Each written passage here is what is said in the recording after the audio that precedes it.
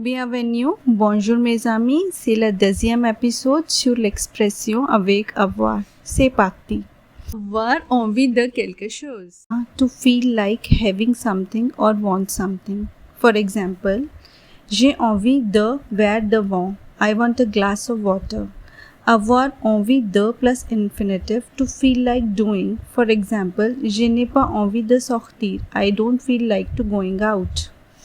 Avoir de la chance, to be lucky. Avoir lieu, to take place. For example, le concert le lieu ce soir. The concert take place tonight. Avoir mal a plus part of body, to have a ache. For example, avoir mal à la gorge, to have a sore throat. Avoir mal à la tête, to have a headache. Avoir mal à l'estomac, to have a stomachache. Avoir mal au dos, to have a backache. Avoir mal aux dents, to have a toothache. J'espère que vous aimez et comprenez. Au revoir, merci, bye bye.